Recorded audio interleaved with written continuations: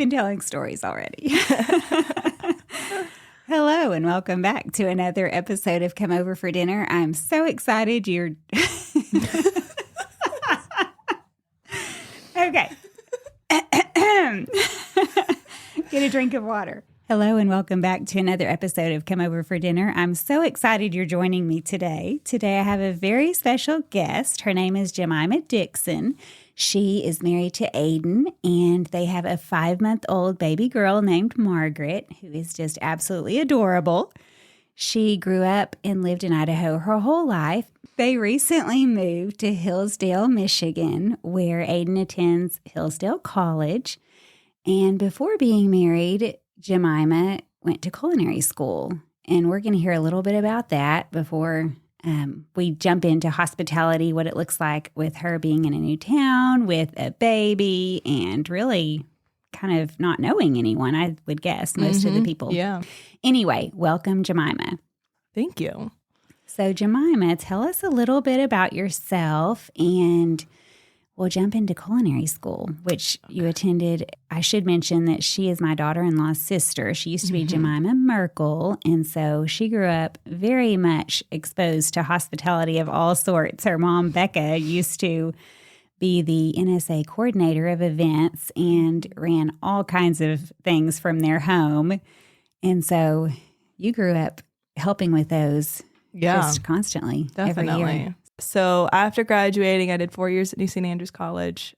Graduated, kind of was sort of, I had been working in video editing, and I was like, I don't know if I really want to, make that full-time career thing. And I was like, why not just go to culinary school? Because I didn't really want to work as a chef or anything, but I figured that's more practical than video editing. That sort of, it's a day-to-day skill. So I think it was actually, I was chopping garlic in my mom's kitchen, and I was like, there's got to be a better way to do this. This cannot be the way to chop garlic.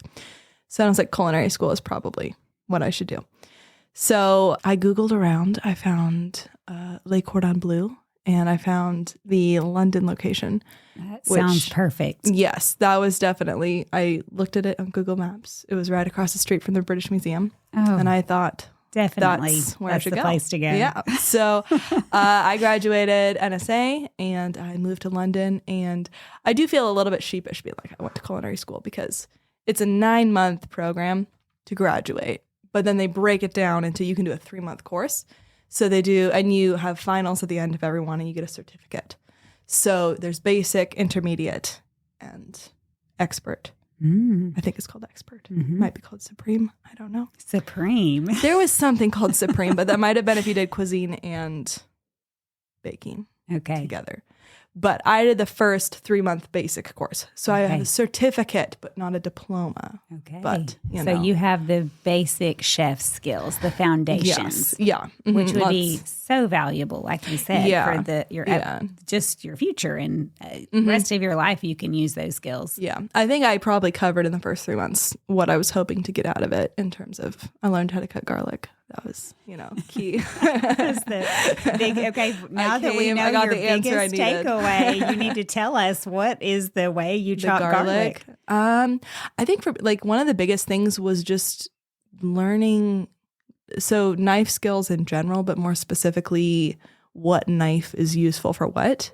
Because beforehand, you just grab a knife and grab whatever's clean. Yeah, and go to it. So learning kind of specific uses for specific knives. Yeah. It's the little paring knife, the little small one. Is how you do garlic? Really? Am I making that up? I don't know. I always take the chef's knife because you can rock it back and forth better. Like it's bigger. Yeah. But maybe the paring knife is the way to die. Like if you did a real small dice I said that something. so confident. But now I'm like, I do use a chef knife like a garlic. Maybe you're thinking of the paring knife or something else. I think I got tired of washing dishes, though. I think I was like, only one knife. Okay, now it's still a mystery. Yeah. You're like pulling Agatha Christie out here. Right. You're the British mystery is now continuing on this podcast. There you go. So we may not ever know. I definitely use a chef's knife now at the end for garlic. We'll have it figured out. Yeah. But I think what they would do is they would like cut it in half and remove the sprout from the middle. Oh. So I think you did use a paring knife for that. Okay. But yeah. I don't do that. And then to do the big chop, maybe you do the chef's knife. Yeah, but later. I think it's kind of like, are you dicing or like a rough chop or, was it cubes? Anathema to use a garlic press in culinary school? Yes. I'm sure that Obviously not. Yeah. I'm sure the tools and gadgets that we get by with culinary school would just turn their noses up at. Probably. Did you learn how to sharpen knives? Like, can you sharpen your own? We did. Yeah. That was a very huge takeaway as well, was the sharpening knives and just the luxury of having sharp knives. So does your husband walk in the kitchen and you're just every time? Every time you pick up a knife? Mm-hmm, yeah, not every time. No, but I probably should sharpen them more than I do. But isn't that a thing in with some chefs? Maybe all of them. You are supposed to do it like every time you pick it up. Yeah, but were they strict with this? Like when you walked in the kitchen, did you have to do that? No, because they actually had a bit of a flaw in their curriculum where they forgot to teach us how to sharpen knives. And so everyone kept being like, oh, yeah, you know how to sharpen knives. And my group was like, no, we really don't. We haven't learned that yet. And then finally one day one chef was like, what? And we're like, yeah, no one ever taught us. They skipped it. So we got a course halfway through, but by then it was not. By then, no one had realized that no one's sharpening a knife ever at the beginning of the session. I would sharpen my knives more regularly if right now all of my chef knives, because I got to keep them from school, which was fantastic, but they're all in like a little carry bag. So as soon as I get a place to like put them on the counter, I can have it accessible. I can grab my sharpener and, every time. But maybe you could buy a block for it. Yeah, I need it. I don't know. It seems like the sets always come in a block, so I don't know if you can just buy a separate block. But I don't know. But yeah, it's we've been moving around. Magnetic strip. That's true. Yeah, we just have been moving around so much. It's been hard to here's my kitchen system. Well, and if you're renting, you don't want to install a bunch of things either. I don't know. And it's nice to have them in a packable bag too. So that's true. Mm-hmm. Yeah, you just grab it and go. I mean, right. Yeah. If you're on a road trip, no. Which has been done. Maybe you're not that extreme. Checked bag at the airport. I mean, you have all the the needs I've that taken arise. them on planes and road trips. It's so funny. Yeah. What knowledge did the experience of culinary school give you that helps you in your home kitchen? If you were going to share some of your favorite tips or takeaways, what would you have to say about culinary school? For me, one of the biggest things, which I don't know, maybe this is just common sense to people, but doing culinary school like right at the end of college, and while I was in culinary school, my now husband proposed. So it was kind of like right at the beginning of like marriage and everything, I got to do culinary school, which I think was fantastic timing. But it's one of the things where it's like it probably shaped a lot of habits that I don't know if I would have picked up later, But I think one of the biggest things was distinguishing between prep and cooking. And so I think the kind of system was you do all your prep work, which is all your cutting and everything. And then cooking process is as soon as you start using heat. And I guess I didn't really think about it that divided, but when you look at it in terms of time, most of your time is doing prep work. Mm-hmm. And so for me, just kind of like organizing in my mind, like what am I actually going to be doing most of the time? Probably just a bunch of cutting, And so I think like that was just kind of like helpful because I did not like cutting at all. Mm-hmm. Is why I went to, culinary why school. You needed the knife skills. Exactly. But it was just kind of like, oh, okay, actually, you know what? I'm going to be spending a lot of time just dicing things into bowls. And then as soon as I need to be really good at it. Yeah, but it's kind of like, oh, and if you do all of that at the front end, the cooking process is actually super fun because you're just standing there dumping little bowls of carrots and onions. And this reminds me of a cooking show. It looks so easy on TV because they've done all the prep work or had it done for them. Right, yeah. But also I think that's why a lot of recipes are off on their times. Mm-hmm. Mm-hmm. Maybe because they're assuming that. cooks don't do it that way. But Yeah. a lot of times I'm like, this took me 3 times longer than the estimated time. What in the world? Yeah. But it's because you're right. Dicing and chopping and washing and pulling it out of the fridge and unwrapping it and, peeling off washing, the peeling, whatever. Yeah. Mm-hmm. It takes at least the same amount of time as the cooking, if not double. Yeah. Yeah. Mm-hmm. But I think like squaring away that in my mind of like, okay, prep work is actually a category. It can't just be like, oh, I'll chop the carrots when I get to it, because then you'll overcook everything. Sure. Yeah. And having the best way to do it and an efficient way to do it would be helpful and make it more of a joyful task. Yes. Yeah.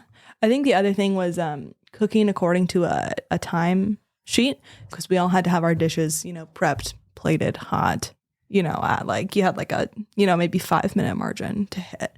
And so that was super helpful. And it so now my system is, because with that, you're cooking one recipe.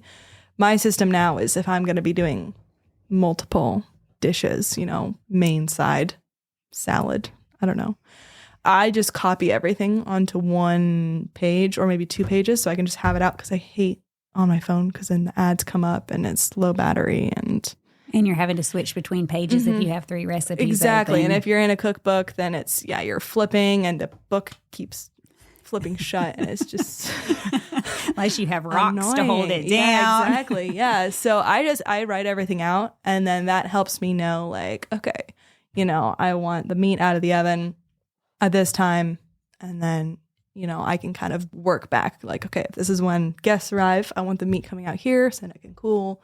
And then it actually helps you see those blank spots in your cooking process of like, okay, this is going to be simmering for 15 minutes so I can knock some dishes out, or I could make the salad dressing, or it just helps you, I think, be a lot more efficient with your time.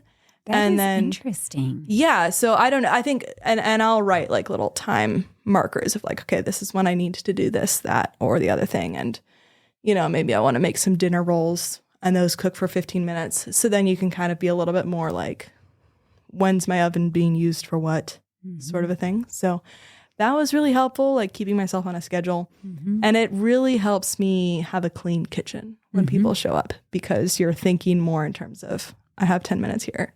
And this is when I'm going to unload the dishwasher or do some hand washing or whatever. Right. As opposed to just, getting distracted on your phone. Yes. No scheduling time in for that. Which I won't say I don't do. So when you're doing a timeline, you start with the time you want to be done and work backwards. Yeah. That's what I do. Yeah. That makes sense. And that's honestly how you would have planned bigger events, like say the New St. Andrews events you helped with growing up. I'm sure that's how they did it. Like guests are arriving at this time. The food goes out at this time. And then you work backwards.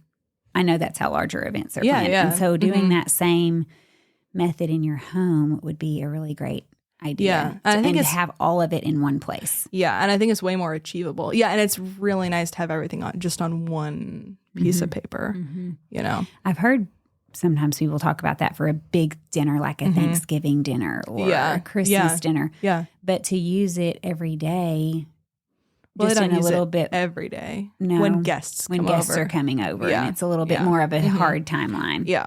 But that would take some of the stress out of it for sure. Yeah, I think it helps you know. You just have tangible evidence of like, oh, I'm behind, or ooh, I should slow everything down because things should are panic, or slow things down. Or it's like, oh yeah, the meat's gonna be out 30 minutes before. Probably we should address that. So it's not ice cold. Yeah, right. When everyone sits down. Yeah, yes, that's true. Or like potatoes or something like that. There's things you really just don't want to be eating cold. Yeah, I did though. It's hard because when I first started doing this, I'd be like, okay, food should be ready at the time I told the guests to come. That's a terrible idea because then you're just sitting at the door waiting for them. Like, sit down. Throwing forks at them. Here's your chair. Put a fork in. We're going to pray. Everybody pray. Yeah. Where it's nice to leave that, 15 minutes. But you would think I would have already learned that, but I've been thinking that through again more recently, having to reteach myself that because I am that personality too, where I've thought, okay, I told them, we're going to eat at 6. And so I want everything done at 6. Yeah. But if they're running a little bit late Or like you say, when they walk in, you don't want to accost them and Yeah. be like, sit down immediately. We can't even greet each other or say Right. hello or let them Right. catch up with whoever else is there and Yeah. even have small talk for 15 minutes. Right. So more recently, I've been telling myself, you have to not have it ready right when the guests walk in. At least give yourself a buffer of 15 minutes. And that way it can be a little more relaxed as everybody's going to the table. Not that you have to serve appetizers and make it be an hour later, but maybe not 6 o'clock on the dot and they needed to feed a baby or change the baby at the last minute or whatever. Right. And they can't come till 6:15. So anyway. No, it's great. And it also, I feel like, because you're normally in those last few minutes, that's when it's like most panicky. And you probably are not fit to be seen by the guests. But if it's a little bit more like, oh, we're under control, like we know, it lets you greet guests a little bit more easygoing. Well, and if you have another 15 Hospitably. minutes, yes. Or 30 minutes or whatever it is, then you could greet them, hand them off to your husband or somebody else who's there, and then go do your last few minutes of panic by yourself in the kitchen. Correct. If need be. If everything is not just, heating nicely in the oven. Yeah, exactly. Okay, so a timeline, good knife skills. Good knife skills. Which maybe if we're not going to culinary school, potentially there's things, ways to learn that on YouTube, do you think? I would imagine so. We could probably look up some Probably good knife skills. Google. How to sharpen a knife. How to sharpen a knife, which knives are used for which foods. Yeah. What else? Do you have any other fabulous tips from your 3 months of basic training? Boot camp? Yeah. I think my mom was already on here and she recommended the shoes. Yes. Those are just the best. Okay. I A re-recommend love the is shoes. great because, a lot of times people forget about things, including me. So tell me about the shoes. The shoes, they were just part of the uniform. It's restaurant supply cooking shoes. Which I've never heard of before. Yeah, but they're phenomenal. I mean, they're, built for you to be standing in the kitchen for 8 hours. So they're just really comfortable, great support.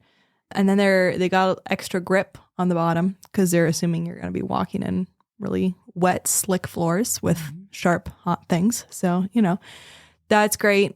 I think we had to get some with a reinforced steel toe in case you drop a knife. A really sharp knife. Yes. But you can also get Crocs that do the same thing. Okay. So the shoes were great. I love the shoes. This one I don't do, but I keep thinking I should do. Just having a bowl on the counter next to yourself, that's just where your trash goes. So basically, the end of the onion that you don't want any peelings, that just saves you from walking across the kitchen to the trash can again, sort of a thing. And again and again. Yeah. And then, you fill it up, you empty it out, you come back like that, or the little twisty ties on bags that they just end up floating everywhere. But instead you have a bowl. Yeah, but it keeps your space a lot cleaner. And you can just stay on task. Exactly. Not moving. Yeah. Yeah. So that was one thing about learning how to just stay in the same place, don't have 4 different cooking stations across the kitchen. So yeah, that was great. And then I liked that. Another part of the uniform that I remember you talking about, I don't know if it was just considered a regular apron, but I remember you saying instead of hot pads or oven mitts, you used towels. Tell me a little bit about that part of the uniform. Yeah, so we had an apron, and that was just kind of like a waist down sort of an apron, and then through the tie of the apron, we had 2 different dishcloths that you'd have kind of just tucked in, hanging down. Are they the standard size of a kitchen towel? Yeah, pretty or much. Longer? Pretty much just standard size. And then that was your oven mitt. And so you just had that, and you didn't even have to take it off the drawstring. You just had it kind of at hip height. You could just kind of scoop your hand through, remove a tray. The one big thing was you not supposed to dry your hands on it or dry dishes, because you do that, you get the towel wet. You grab something in the oven and steams it. That makes sense. It's going to go straight through. Not appreciate that. Mm-mm. Yeah. I've done that before. Oh, sorry. That's rough. Maybe it was with the towel, but I think it's because there was a time when I was draining potatoes or something, and I ended up getting a oven mitt wet, and then later, you're not thinking it through, and then later going to grab something out of the oven. Oh my goodness! Thankfully, I had another one that was dry, so with one hand I was trying not to drop everything, and the other hand is burning. Like, what is happening here? That's ouch. Well, that's an interesting idea. Do you still use, did you like that more, or do you use? I did like that a lot. Yeah, that's something that I think eventually, when I'm a little bit more settled, we've been moving around quite a lot in a lot of different apartments and, mostly like fully furnished apartments of someone else. So it's like hard to get the kitchen. You have your stuff in boxes. Exactly. A lot of your stuff. Exactly, yeah. But I think once I'm moved in, that's something I probably will bring Pull back. out your chef's apron. Yeah, your exactly. Fancy professional I'll probably towels. get my checkered pants too. Did you have checkered pants? Did you have a chef's hat? Not the tall ones. Those are what our teachers wore. We had to wear the tall ones. We so had when a little you graduate cap. to teacher. Exactly. Yeah. Yours was like the little dunce cap. Yeah, the little cap with a hairnet. It was super That's not cute. So fun. Hairnets are the worst as far as the aesthetic quality of making a person look good. Oh, they're bad. Yeah. Well, it wasn't as bad as the beard nets, which some people had to wear. Yes. Good thing that you did not have to wear that. I think, I don't know, maybe I don't know if I ever actually had to or just imagined having to, but years ago at my school, when I was a teensy kid, I remember helping in the kitchen serve lunch. They offered hot lunches. The kids could order. Or the kids could ordered.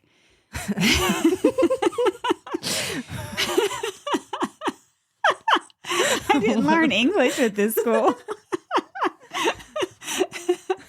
They offered hot lunch that the kids could order, grilled cheese, and, who knows? It was honestly just not healthy stuff. But anyway, I'm pretty sure I might have had to wear a hairnet. And I remember thinking, what horror is this? They're the worst. They're so much the worst. I know the people on the other end do appreciate that. The people receiving the food. True. Before we move forward, a big thank you to the sponsors for supporting today's episode. Are you searching for hands-on activities to help your kids explore the practical side of science? Look no further than your kitchen. Inquisicook blends food science and culinary arts into an engaging program that puts delicious food on the family table. Let Inquisicook do the teaching with lesson videos, reliable recipes, and assessment tools that put students on track for success. Their online platform is easy to navigate and optimized for mobile, so the learning experience can move from the classroom to the kitchen without a hitch.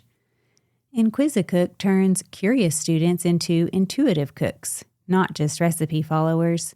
Say goodbye to the tyranny of the ingredients list and say hello to utilizing what's in season, what's on sale, or what's in the fridge. Visit inquisicook.com to view sample lessons, then check out the recipe gallery to see just how crave-worthy science can be. Today's culture shifts like sand, but New St. Andrews College is established on Christ, the immovable rock. The college is a premier institution that forges evangelical leaders who don't fear or hate the world. Guided by God's Word, equipped with the genius of classical liberal arts and God-honoring wisdom, with a faculty dedicated to academic rigor and to God's kingdom, New St. Andrews College offers an education that frees people. To find out more, visit nsa.edu.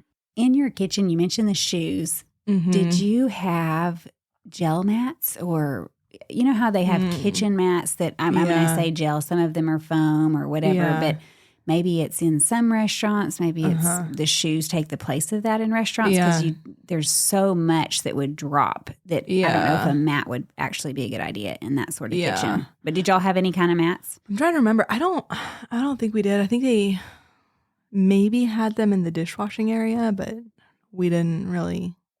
I think it was mostly just all tile, very moppable. Which is so hard on your back and knees and just joints. Yeah.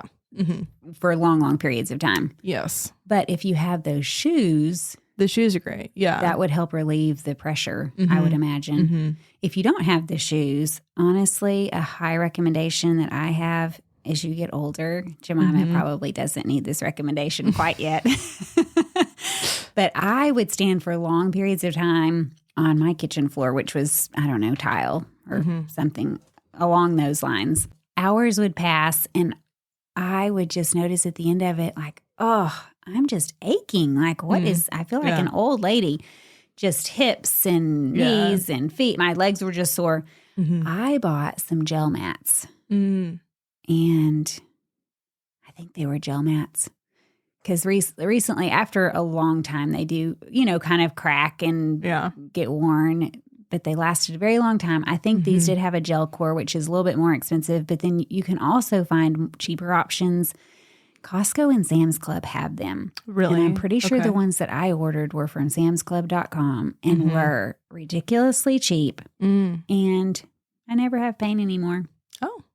It takes all the pressure off of standing for a super long time, just for hours, doing all your prep work and cooking. Right. And I say that I never have pain anymore. I'm sure I could be worn out after a few hours, but it made a huge difference.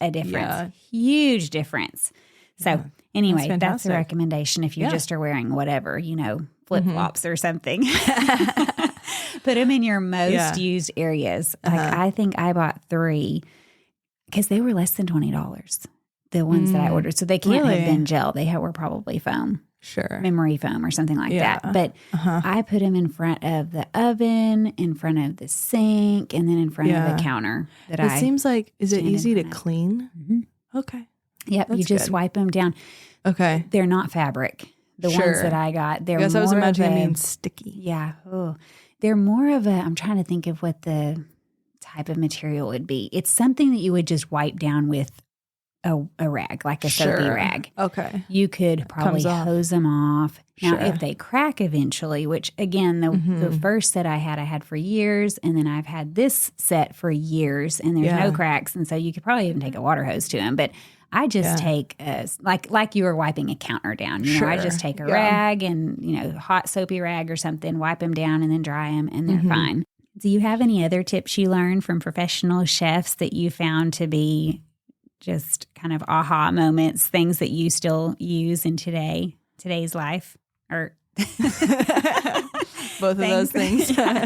Things that you still use in your daily life? Yeah, I think, I guess one of the things that I was bad at, probably still I'm not best at, is just like cooking meat. I think that was just kind of, it's a big challenge. Yeah, and I just didn't like it. And I just felt like I had no idea what was going on. There's so many different cuts and kinds and animals. And then if you mess up, it's pretty expensive because it's a big cut. Yeah, and you might just murder people, Right. Give them all food poisoning inadvertently. Yeah. One thing was probably cooking with a meat thermometer, which now that's just what I do every time. Second nature. Yeah, the one problem is that the one I got is in Celsius, not in Fahrenheit. Do you think Celsius now? I do. You do? I do, yeah. So I cook chicken to 72 degrees, which does not seem I only think safe. Celsius when it comes to freezing and boiling. I can remember the 0 and 100. Yeah, that's my elementary days. Right. And I could do the best conversion. I made 100s on all the conversions when you had it on a test, but do not ask me to do it now.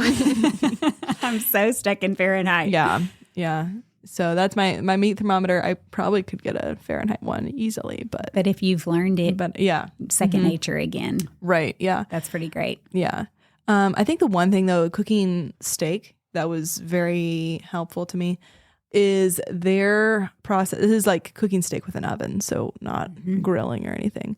But basically, you take the meat out kind of 30 minutes before you're going to cook it. And that's just get the whole thing room temp because it's straight out of the fridge. The inside is going to be colder than the outside. So when you cook it evenly, you're going to get that gradient. And so take it out about 30 minutes early, season it, then you sear it. And then when you cook it, you basically put it in a pan on top of like an oven rack. And so the heat from the pan is not touching the whole surface of the bottom to kind of get that gradient through. It's more going to be surround heat. And it's shocking how beautifully that cooks. It's just like a beautiful crust and then all the same in the center. So that is so interesting. Yeah. I've never done that before. Yeah. So you said an oven rack or cooling rack? Either on top one, of a pan? or yeah, something like that. Or do you cook it directly on the oven rack? So some wire pan. Okay. That kind of, I mean, if you're going to try to like get the drippings or something, you'd put it, you'd put a pan under it. Mm-hmm. But some like cooling rack basically that holds it suspended. And so it's just hitting, and yeah, probably not an oven rack because that's going to be really thick. Bars there. You could hand Well, wash obviously it, you have to clean your oven, and then the other would be you could maybe chunk in the dishwasher. Yeah, but something like, or like a trivet. I think we used trivets, okay, like a wire trivet, that just something to suspend the meat and kind of really reduce the surface area that's touching things. That is interesting. Yeah, that's definitely something I use whenever I cook meat because it turns out really good every time. And then you cook it. Do you have a certain method for knowing when it's done? Meat thermometer. Just your meat thermometer. 52 degrees Celsius. Convert that to Fahrenheit, please. Right. Well, then you tint it. I'll have to go and pull up my mathematical conversions. Exactly. Do my scientific equation. Right. Yeah. But that was great. That was just a really, I don't know, it made something that was terrifying, very simple and and if you repeatable. have those tools in your back pocket, then it makes buying and cooking steaks a little more enjoyable because with the price of meat nowadays, you sure don't want to mess it up. No, not at all. You don't want to be experimenting with your steak. You want to make sure it comes out just tip top. Right. Well, that's fun. Yeah. Great skills and great tips from your culinary school days. Thank you for sharing that with us. That sounds like a really fun experience. Oh, speaking of that experience, that reminds me, when you first went over was when they were having the Queen of England's memorial funeral. Uh-huh. Was that the day you arrived? That was, I believe, so we arrived maybe within the week that she died, and she was lying in state at Westminster.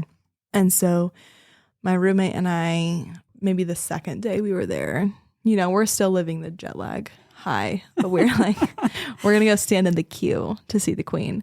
And I think it was 5 miles long, the queue. We were in that line for 10 hours. Yeah. Did you just have to trade off going to get food and go to the restaurant? Yeah, pretty much. Yeah. So we had our queue groupies, and we stayed in that thing. We got into Westminster at 2-3 a.m., which was crazy. Yeah. And then we shuffled through there, got to pay our respects, and then realized that the whole tube system was shut down for the night. Of course. I think we found one tube, like a main tube that was going. You would think that they would know that the Queen is lying in state and that we got to get home. There are people everywhere coming to see her. Yeah, and I think we actually have the tubes open. Yeah, we found one tube that took us close, and then we had to walk. And I think that night there was a car chase that just whoosh, right by us. That's what you get for being out at 2 or 3 in the morning. We should have known better, that's for sure. I remember going to New York years ago and having that thought of like, New York is so beautiful in the springtime. Yeah. And then one night stayed out a little bit too late. Yeah. And it got dark. And then all of a sudden it kind of changed. I was riding the subway. I mean, all up to that point, every single night I'd been with a group and friends. Yeah. But I think it was the night before we left, we really quickly I want to go do this, like the last things. I'm like, I wanted to buy some souvenirs for my kids. Right. So we split up, and I knew enough about the subway. I could just jump right back on and go to where we were staying. It was no big deal. But I ended up shopping just a little bit too late and not realizing it's getting dark, and it was a fine time. Honestly, it wasn't 2 a.m. Right. But I just realized as I got on the subway, and there's really not a lot of people, like almost no one. There's some guy down a little ways sleeping, and I'm really kind of alone, and it's really quiet when I get out off. I mean, it got a little creepy. It was a little weird. I'm like, praying and running. Like, I just hope I get out of here alive. That happened to us. We did at the end of that. We went to Paris for a second, and that the Paris of the day and Paris of the night are two separate scenes for sure. Cities. Yeah, I watched we had a wonderful day, and again stayed out too late, and you realize, oh dear, tomorrow night getting in early. We watched a lady escape from an ambulance. And run away. Must have been picking her up for reasons other than physical. Maybe there were some mental things going on. Well, yeah, she was definitely was wearing a shirt. That's all. That's a scarring experience. That was the Paris of the night. Oh, fun times. New York at night, besides that one experience by myself, New York at night, they really came alive. This was pre-2020. I mean, I don't know how it is after 2020, but I know a lot has changed in some of the bigger cities, but pre-2020, it was like the party started. And we were in Times Square. And again, this was when I was with a group. But I mean, some of the characters came out. And it got wild really quick. Some of the outfits that you saw, I was like, my. Painted on American flag and, just who even knows? Lots of people with attention-grabbing garb or lack of garb. So, yes. Anyway. Indeed. Moving off of that rabbit trail, back to England. You did see the Queen lie in state, then later, didn't you see the funeral or the procession for her funeral? So that was maybe all the dignitaries. A couple days later, and the day before her funeral, I was down kind of in the city square, and a friend of mine and I were scoping out like where is this going to go? Where are we going to get the best view? And obviously, number one is I wanted to see Kate Middleton was kind of up there. So we're down scoping out this kind of procession, I think from Westminster Abbey to Buckingham, I think, maybe. But we're kind of in the middle of the road, and then all of a sudden all these cops start whistling, and we see this procession of black cars. And we're like, oh my gosh, we're going to see somebody.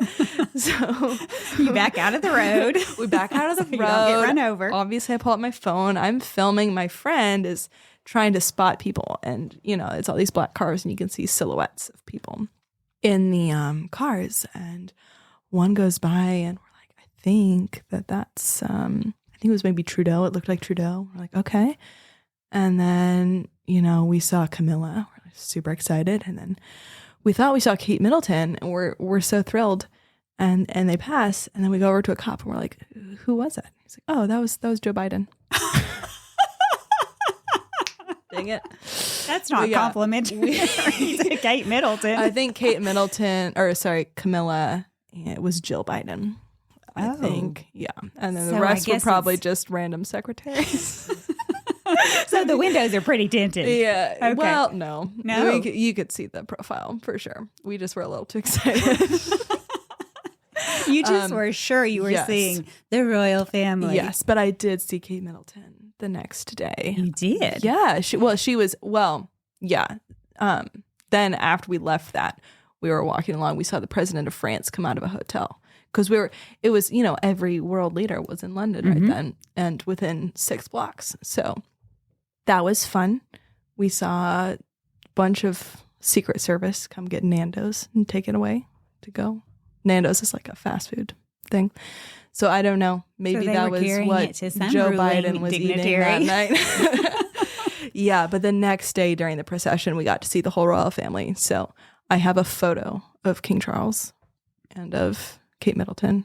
I got bullied for being American when Meghan Markle walked by, but that's okay. Oh, because the people around They did not you like her. did not like you because they did not like her, and they thought all Americans are going to be like They were her. like, yeah. Someone was like, "Are you American?" We're like, "Yeah." And they're like, "So you like Meghan Markle?" I was like, No, "Don't worry, no, not a fan. She's not a part of the fan She's not club. our best foot forward. Not my BFF. Here to see Kate Middleton. Here for Kate. That is so fun. What a neat experience. Yeah, no, it was fantastic. Kind of a once in a lifetime. Oh yeah, definitely. I mean, the Queen ruled for how many years? A very long time. Yeah, it was crazy. Yeah. But yeah, that was a really fun way to start it. In England. Just see all the world leaders in one go. Rub shoulders with all the dignitaries and then, I guess, get culinary school started. It's shockingly depressing to mistake Joe Biden for Kate Middleton. At least it's a letdown. At least you were able to see the royal family the next day. Yes. At least that was made not it all the better. end. Your final chapter is I saw Joe and Jill, and they were not Kate and Camilla. Exactly. And that's the end of my tale. Sad. That would be a really sad way to end it. So funny. Well, moving on to hospitality, you are, as we've mentioned, you are no longer in Idaho, surrounded by family in a busy house with siblings and parents and hosting events. You're now married and have a baby. And I failed to mention earlier, but you also teach at Logos Online, a couple of classes, a logic class, an integrated humanities class. And so you are busy working, being a mom, being a teacher, being a wife, as well as trying to figure all of this out in a new town, in a new apartment. It's not your spot. Like you said, you're not able to maybe completely unpack all of your things. It's a small spot. It's somebody else's spot. Maybe you can't hang up things you want to hang up, like a magnetic knife strip. So what does hospitality look like for you, and how has it changed? And just tell us a little bit about that. Stay tuned for next week when Jemima continues her discussion about hospitality. She'll share some of her favorite recipes, her favorite kitchen items, a really funny story that happened in culinary school, and more. Are you ready for an adventure? Come explore an old abbey with Catherine Moreland. Travel to Italy with Aeneas and discover hidden treasure with Huckleberry Finn. Join fellow students at timetravelersLiterature.com to become a part of the great conversation as you engage with these books and enter their worlds.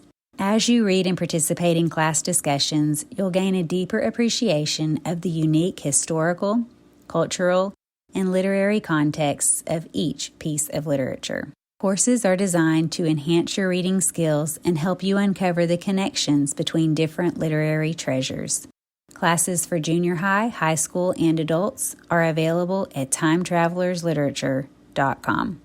Until next time, bye for now.